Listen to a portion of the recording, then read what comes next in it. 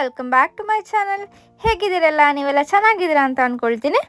ಇವತ್ತಿನ ವಿಡಿಯೋದಲ್ಲಿ ನಾನೊಂದು ಇನ್ಸ್ಟೆಂಟಾಗಿ ಕೋಡ್ಬಳೆ ಯಾವ ರೀತಿ ಮಾಡೋದು ಅಂತ ತೋರಿಸ್ಕೊಡ್ತೀನಿ. ಅದಕ್ಕೂ ಮುಂಚೆ ನನ್ನ ಚಾನಲ್ಗೆ ಹೊಸ ವ್ಯೂವರ್ಸ್ ಆಗಿದ್ದರೆ ಚಾನಲ್ನ ಸಬ್ಸ್ಕ್ರೈಬ್ ಮಾಡಿಕೊಂಡು ವಿಡಿಯೋ ನೋಡಿ. ಹಾಗೆ ಈ ವಿಡಿಯೋ ಇಷ್ಟ ಆದರೆ ಲೈಕ್ ಮಾಡಿ. ಮೊದಲಿಗೆ ನಾನೇನೊಂದು ಪ್ಯಾನ್ ತೊಗೊಂಡಿದ್ದೀನಿ, ಅದಕ್ಕೊಂದು ಅರ್ಧ ಕಪ್ ಆಗೋಷ್ಟು ಮೈದಾ ತೊಗೊಂಡಿದ್ದೀನಿ. ಕರೆಕ್ಟ್ ಮೆಷರ್ಮೆಂಟ್ ತೊಗೊಳ್ಳಿ, ಚೆನ್ನಾಗಿ ಬರುತ್ತೆ.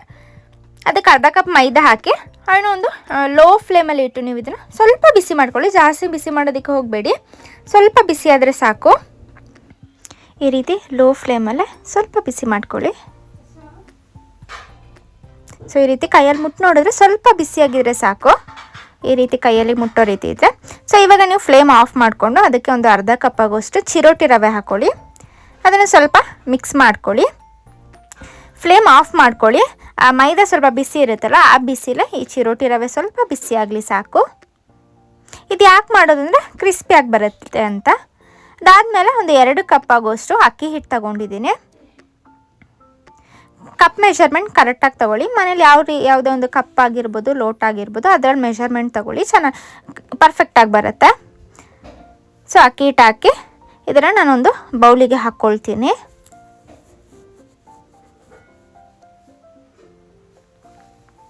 ನಂತರ ಇದಕ್ಕೆ ಉರಿಗಡಲೆ ಅದನ್ನು ಪುಡಿ ಮಾಡಿ ಒಂದು ಅರ್ಧ ಕಪ್ ಆಗೋಷ್ಟು ಹಾಕ್ತಾಯಿದ್ದೀನಿ.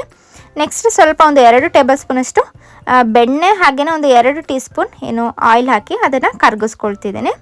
ನೆಕ್ಸ್ಟ್ ಇದಕ್ಕೆ ಸ್ವಲ್ಪ ಜೀರಿಗೆ, ಒಂದು 2 ಟೀ ಸ್ಪೂನ್ ಜೀರಿಗೆ, ಹಾಗೆಯೇ ಒಂದು 2 ಟೀ ಸ್ಪೂನ್ ಅಚ್ಕಾರದ ಪುಡಿ ಹಾಕ್ಕೊಳ್ತಿದ್ದೀನಿ. ನಂತರ ಟೇಸ್ಟಿಗೆ ಎಷ್ಟು ಬೇಕಷ್ಟು ಉಪ್ಪನ್ನು ಸೇರಿಸ್ಕೊಳ್ಳಿ. ಇಷ್ಟು ಹಾಕಿ ಇದನ್ನು ಒಂದು ಮಿಕ್ಸ್ ಮಾಡ್ಕೊಳ್ಳಿ. ಸೊ ಇದನ್ನು ಸೈಡಿಗೆ ಎತ್ಬಿಡೋಣ. ನೆಕ್ಸ್ಟ್ ನಾನು ಒಂದು ಅರ್ಧ ಕಪ್ ಆಗೋಷ್ಟು ಕೊಬ್ಬರಿ ತೊಗೊಂಡಿದ್ದೀನಿ. ಅದನ್ನು ಸ್ವಲ್ಪ ಪುಡಿ ಮಾಡ್ಕೊಳ್ಳೋಣ. ಪುಡಿ ಮಾಡಿ ಆದಮೇಲೆ ಅದನ್ನು ಸ್ವಲ್ಪ ಪೇಸ್ಟ್ ಮಾಡ್ಕೊಳ್ಳೋಣ. ಸ್ವಲ್ಪ ನೀರನ್ನು ಸೇರಿಸಿ ಇದನ್ನು ನಾವು ಪೇಸ್ಟ್ ಮಾಡ್ಕೊಳ್ಳೋಣ. ಜಾಸ್ತಿ ಏನು ಬೇಡ, ಸ್ವಲ್ಪ ಪೇಸ್ಟ್ ಆದರೆ ಸಾಕು ಈ ರೀತಿ. ನೆಕ್ಸ್ಟ್ ನಾನು ಒಂದು ಎಲೆಯಷ್ಟು ಕರಿಬೇವಿನ ಸೊಪ್ಪನ್ನು ಹಾಕ್ಕೊಳ್ತಿದ್ದೀನಿ, ಫ್ಲೇವರ್ ಚೆನ್ನಾಗಿರುತ್ತೆ. ಅದಾದಮೇಲೆ ನಾವು ಬೆಣ್ಣೆ ಕರಗಿಸ್ಕೊಂಡಿದ್ವಲ್ಲ ಅದನ್ನು ಹಾಕ್ಕೊಳ್ಳೋಣ. ಇವಾಗ ಇದನ್ನು ಮಿಕ್ಸ್ ಮಾಡ್ಕೊಳ್ಳಿ.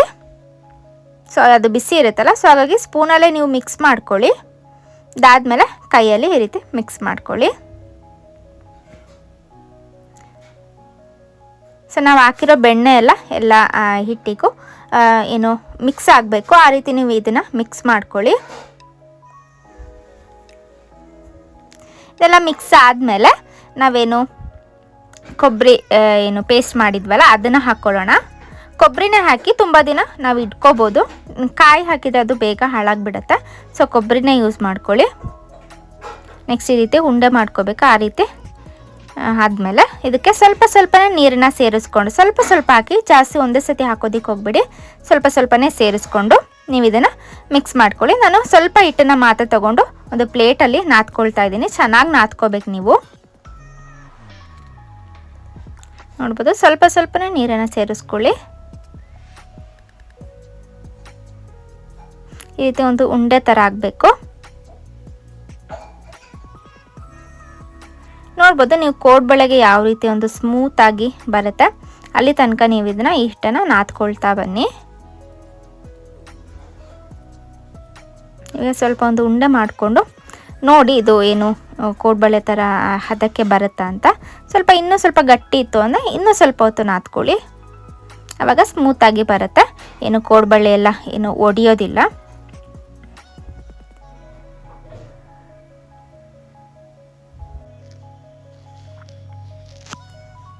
ನೀವೆಷ್ಟು ಚೆನ್ನಾಗಿ ನಾದ್ಕೊಳ್ತೀರೋ ಅಷ್ಟು ಚೆನ್ನಾಗಿ ನಿಮಗೆ ಕೋಡ್ಬಳೆ ಚೆನ್ನಾಗಿ ಬರುತ್ತೆ.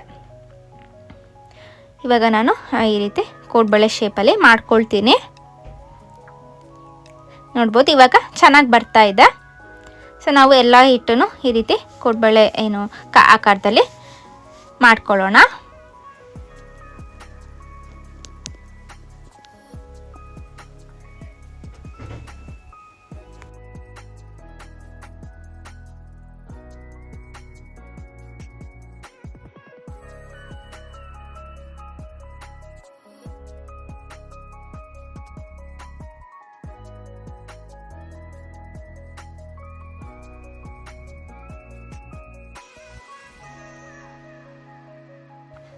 ಕಡೆ ನೋಡ್ಬೋದು ನಮ್ಮ ಎಣ್ಣೆ ಕೂಡ ಚೆನ್ನಾಗಿ ಕಾದಿದೆ.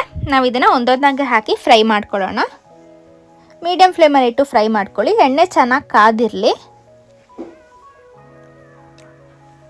ಸೊ ಕೋಡ್ಬಳೆ ಹಾಕಿ ಆವಾಗಲೇ ನೀವು ಇದನ್ನು ಮಿಕ್ಸ್ ಮಾಡೋದಕ್ಕೆ ಹೋಗಬೇಡಿ. ಸ್ವಲ್ಪ ಅದು ಫ್ರೈ ಆದಮೇಲೆ ನೀವು ಸ್ವಲ್ಪ ಆಯಿಲ್ನಲ್ಲಿ ಈ ರೀತಿ ಮಿಕ್ಸ್ ಮಾಡ್ಕೊಳ್ಳಿ. ಸೊ ಇದು ಮೀಡಿಯಮ್ ಫ್ಲೇಮಲ್ಲೇ ಫ್ರೈ ಆಗಲಿ, ಇಲ್ಲ ಒಳಗಡೆ ಬೆಂದಿರಲ್ಲ. ಸೊ ಹಾಗಾಗಿ ಲೋ ಟು ಮೀಡಿಯಮ್ ಫ್ಲೇಮಲ್ಲಿ ನೀವು ಇದನ್ನು ಫ್ರೈ ಮಾಡ್ಕೊಳ್ಳಿ. ಆಮೇಲೆ ಈ ರೀತಿ ಗುಳ್ಳೆ ಗುಳ್ಳೆ ಬರುತ್ತೆ ನೋಡಿ ಆಯಿಲಲ್ಲಿ, ಅದು ಪೂರ್ತಿ ಕಡಿಮೆ ಆಗುತ್ತೆ. ಅದು ಕೋಡ್ಬಳೆ ನಮಗೆ ಆಗಿದೆ ಅಂದರೆ ಪೂರ್ತಿಯಾಗಿ ಆ ಗುಳ್ಳೆ ಏನಿದೆ ಅದೆಲ್ಲ ಕಡಿಮೆ ಆಗುತ್ತೆ. ಅಲ್ಲಿ ತನಕ ನೀವು ಇದನ್ನು ಫ್ರೈ ಮಾಡ್ಕೊಳ್ಳಿ. ಫ್ರೈ ಆದಮೇಲೆ ಇದನ್ನು ಪ್ಲೇಟಿಗೆ ತಿಟ್ಕೊಳ್ಳಿ. ಸೊ ನೋಡಿದ್ರಲ್ಲ ಕೋಡ್ಬಳೆ ಎಷ್ಟು ಈಸಿ ಅಲ್ವಾ ಮಾಡೋದು. ನೀವು ಕೂಡ ಟ್ರೈ ಮಾಡಿ ನೋಡಿ, ತುಂಬ ಟೇಸ್ಟಿಯಾಗಿ ಬರುತ್ತೆ. ನೋಡ್ಬೋದು ನಮ್ಮ ಕೋಡ್ಬಳೆ ಎಲ್ಲ ರೆಡಿಯಾಗಿದೆ. ಅದು ತಣ್ಣಗಾದ್ಮೇಲೆ ಇದನ್ನು ತಿನ್ನಿ, ಆವಾಗ ಪೂರ್ತಿ ಕ್ರಿಸ್ಪಿ ಆಗುತ್ತೆ. ನೋಡ್ಬೋದು ಒಂದು ಈ ರೀತಿ ತೋರಿಸ್ತೀನಿ ಎಷ್ಟು ಚೆನ್ನಾಗಿ ಬಂದಿದೆ ಅಂತ. ನೀವು ಇದನ್ನು ಒಂದು 2-3 ತಿಂಗಳುಗಳ ಕಾಲ ಸ್ಟೋರ್ ಮಾಡಿ ಇಟ್ಕೋಬೋದು. ಹಾಗೆ ನೋಡ್ಬೋದು ಎಷ್ಟು ಕ್ರಿಸ್ಪಿಯಾಗಿ ಬಂದಿದೆ ಅಂತ. ನೋಡಿದ್ರಲ್ಲ ಇವತ್ತಿನ ರೆಸಿಪಿ ನಿಮಗೆಲ್ರಿಗೂ ಇಷ್ಟ ಆಯಿತು ಅಂತ ಅಂದ್ಕೊಳ್ತೀನಿ. ನೀವು ಕೂಡ ಮನೇಲಿ ಟ್ರೈ ಮಾಡಿ ನೋಡಿ, ಇನ್ಸ್ಟೆಂಟಾಗಿ ಕೂಡ ಮಾಡ್ಬೋದು. ಹೀಗೆ ಸಪೋರ್ಟ್ ಮಾಡ್ತಾಯಿರಿ. Thank you for watching.